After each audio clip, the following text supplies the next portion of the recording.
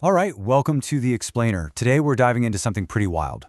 One company's plan to completely kill the password and change, well, everything about how we log into our digital lives.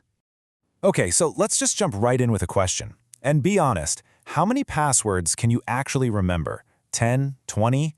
Are you one of those people who uses a unique one for every single service? It's a total mess, right?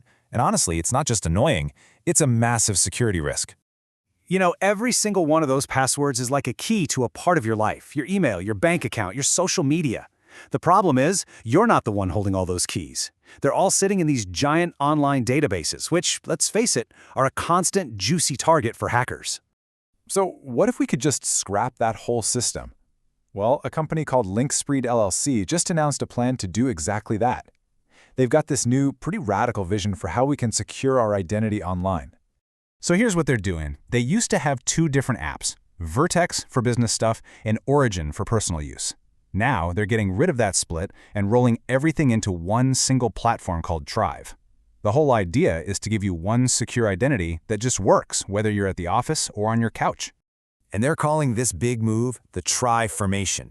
It sounds kind of corporate, I know, but it's actually more than just a simple name change. We're talking about a complete overhaul of how they think about digital identity, a change to their brand, their philosophy, and even their core technology. And this quote from their lead architect really gets to the heart of it. The era of choosing between business tools and consumer apps is over. What they're getting at is this idea of sovereignty. It basically means that you should be in control of your digital identity, not some giant corporation. And in this next phase of the web, or Web 4 as they call it, that shouldn't be a luxury. It should be for everyone. Okay, so a passwordless world sounds great, but how does it actually work? Well, it all comes down to a really key piece of tech.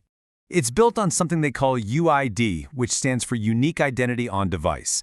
The easiest way to think about it is, you know how you use your face or fingerprint to unlock your phone? Imagine that, but for everything online. Your physical device, your phone, your laptop, literally becomes the one and only key you need.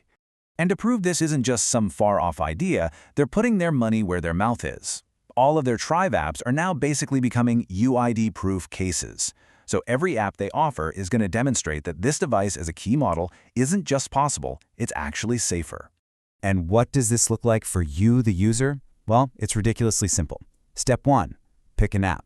Step 2, log in with your device. That's it. You're in. You control the whole process, end to end. And this all leads to the real end game here, a massive shift in who has the power. The services you use online, they don't hold the keys to your digital castle anymore. You do. The access point is finally yours and only yours to control.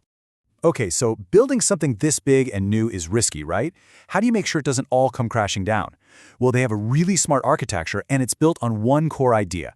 You have to separate what's experimental from what's absolutely essential.